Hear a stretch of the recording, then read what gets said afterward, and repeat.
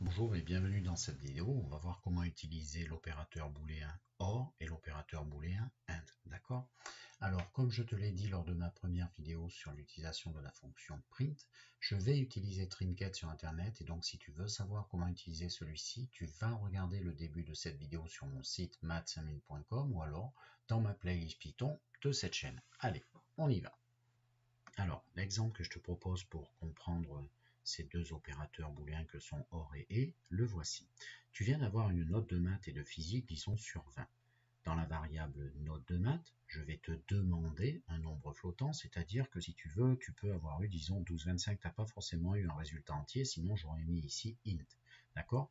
Et bien sûr, ceci viendra après avoir écrit ce message pour une meilleure compréhension. Note de physique, je fais exactement pareil.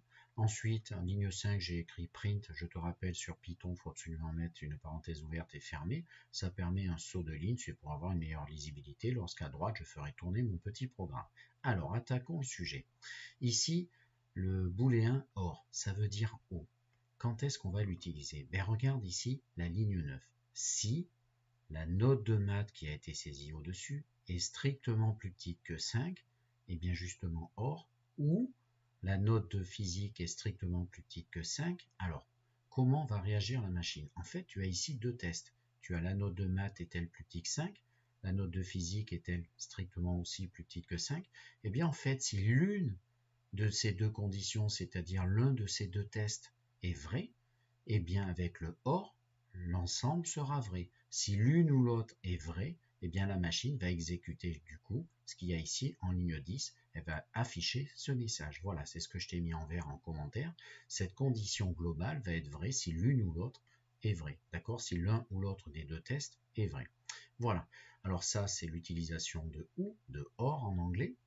Le deuxième mot-clé ici dans cette vidéo, c'est AND, et là ça veut dire et là c'est différent, fais attention, regarde bien, sinon si, elif, ligne 12, si la note de maths est supérieure ou égale à 15, AND, et aussi la note de physique supérieure ou égale à 15, eh bien ce test global, il va être vrai si les deux le sont, c'est-à-dire si ce test est vrai et si ce test l'est aussi, eh bien le tout le sera et du coup la machine va afficher le message qui est ici en ligne 13, va appliquer les instructions qui seront positionnées ici après ce test. Voilà, donc voilà ce que tu dois retenir en gros.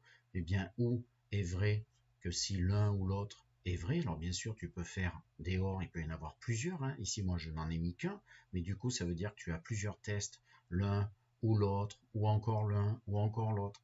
Et le global sera vrai que si l'un ou l'autre de ces tests l'est. Et AND, par contre, tous tes tests doivent l'être pour que le global le soit. Voilà. Et puis else, bien sûr, hein, si on n'est pas dans ces cas ici, ou dans celui-ci, eh bien on prend tous les cas restants et on affichera cela. Allez, c'est parti, on va le faire tourner. Donc c'est parti, à droite, regarde, je lance l'exécution. Quelle est ta note de maths? Alors par exemple, je vais mettre, disons, 4. J'ai pris 4.